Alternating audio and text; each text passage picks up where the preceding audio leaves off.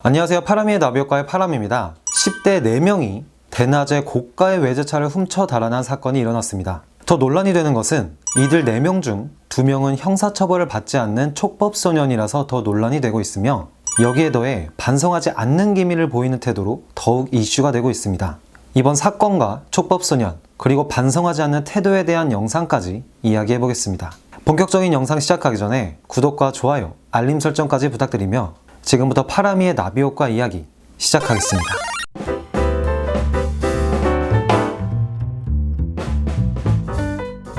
25일 MBC 보도에 따르면 경기도 안산시에 있는 중학교에 재학 중인 10대 4명이 주인이 시동을 걸어두고 잠시 자리를 비운 사이에 벤츠 차량을 훔쳐서 달아났다고 합니다. 다행히 멀리 가지는 못했으며 약 2.7km가량을 운전하여 거리를 공포에 시달리게 했습니다. 하지만 도난 차량 신고를 받고 출동한 경찰과 승용차와 택시가 이들이 몰던 벤츠 차량을 가로막는 등의 시민들까지 힘을 모아 결국엔 경기 안산단원 경찰서는 이들 10대 청소년 4명을 특수절도 혐의로 검거했습니다. 하지만 이 과정에서 충격적인 장면을 포착할 수 있었는데요. 이 10대 4명이 체포되어 경찰서로 이송되는 과정에서 이를 취재하는 취재진을 향해 손가락 욕설을 하는 장면이 고스란히 찍히게 된 것입니다.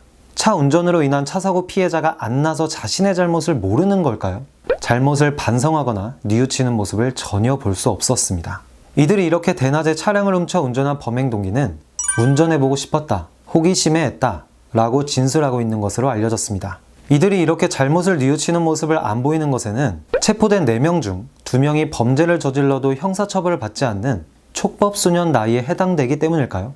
촉법소년 제도란 범법 행위를 한 만 10세 이상에서 14세 미만의 미성년자들에게는 형사책임 능력이 없다고 판단해 형사처벌을 하지 않고 대신 가정법원 등에서 감호위탁, 사회봉사 또는 소년원으로 송치하는 등의 보호처분을 받게 되는 제도입니다. 결국 경찰은 촉법소년이 아닌 2명에 대해서는 특수절도 등의 혐의로 입건하고 추가 범행 여부를 수사하고 있는 상태인 것으로 알려졌습니다. 촉법소년에 대한 찬반 논란은 계속해서 일궈지고 있습니다. 하지만 팩트는 이 촉법소년 제도를 일부러 이용하는 것인지 아닌지는 알 수 없지만 촉법소년 제도로 범행을 저지르는 데 조금의 걸림돌은 제거된 것은 사실일 것입니다. 촉법소년 제도가 없었다면 범행을 저지르는 데 고민을 더 하게 되고 결국엔 안 하게 됐을 수도 있지 않을까 생각합니다. 따라서 범죄 유형에 따라 달리 적용한다면 어떨까 생각해 봅니다. 살인, 성폭력, 성추행, 무고한 시민에게 큰 피해를 줄 수 있는 절도행위 등의 행위는 촉법소년 제도가 필요 없지 않나 생각해 봅니다.